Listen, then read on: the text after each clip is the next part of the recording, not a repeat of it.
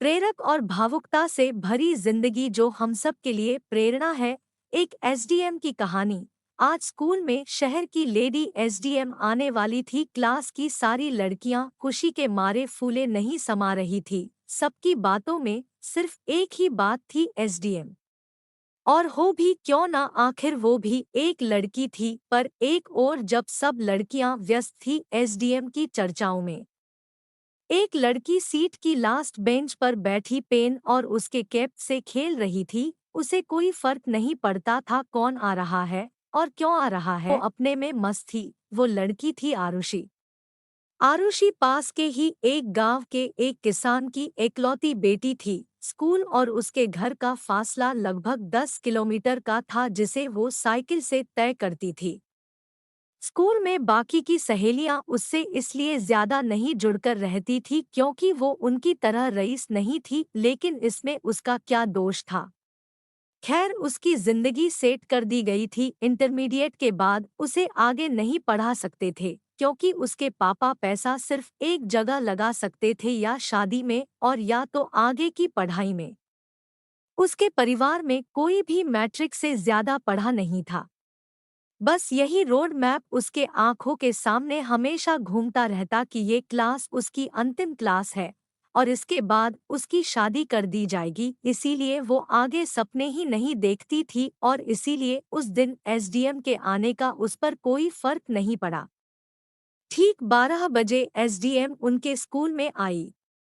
यही कोई 24 से 25 की साल की लड़की, नीली बत्ती की अम्बेसडर गाड़ी और साथ में 4 पुलिस वाले। 2 घंटे के कार्यक्रम के बाद एसडीएम चली गई, लेकिन आरुषि के दिल में बहुत बड़ी उम्मीद छोड़कर गई। उसे अपनी जिंदगी से अब प्यार हो रहा था, जैसे उसके सपने अब आजाद होना चाहते हो।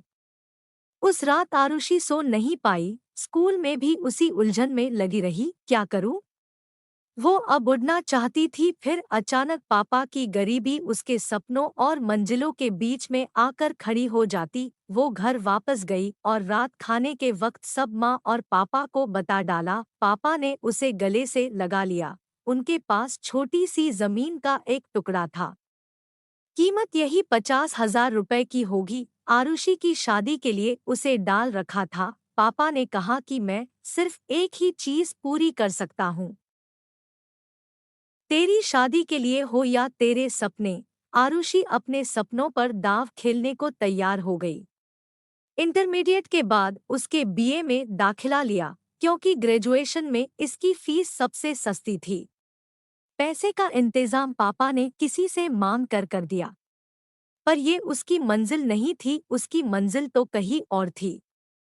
उसने तैयारी शुरू की। सबसे बड़ी समस्या आती किताबों की।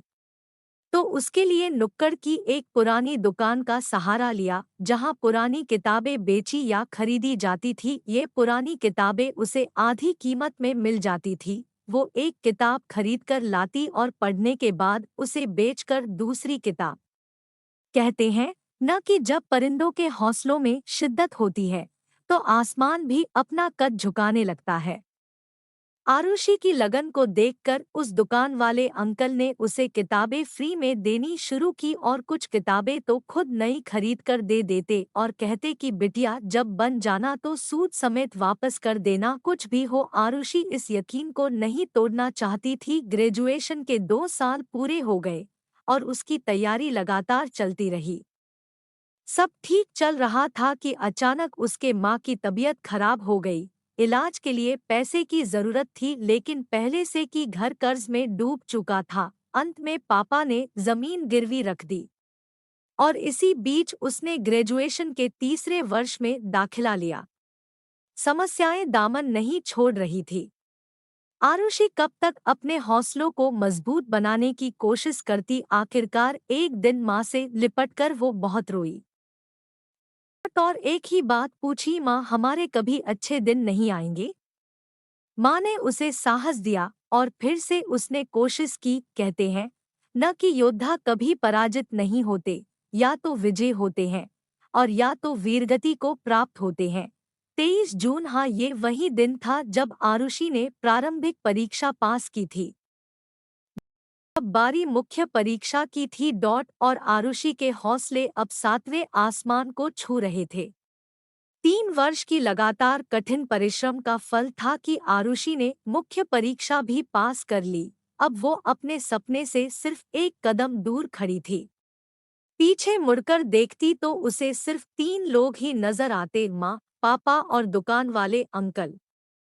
आखिरकार इंटरव्यू हुआ और अंतिम परिणाम में आरुषि ने सफलता हासिल की। आरुषि को जैसे यकीन नहीं हो रहा था कि हाँ, ये वही आरुषि है।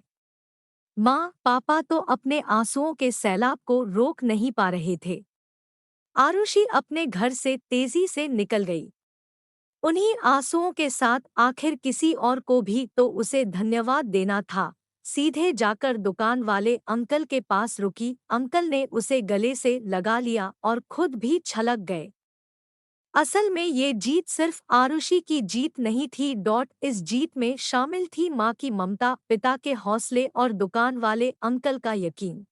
दोस्तों, आप सभी को इस छोटी सी कहानी से कुछ सीख मिली हो तो आप हमारे चैनल को सब्सक्राइब कर सकते हैं। साथ ही बेल आइकन दबाएं तथा कमेंट्स और शेयर भी करना ना भूलें। हम मिलते हैं फिर एक नई कहानी के साथ। तब तक के लिए धन्यवाद।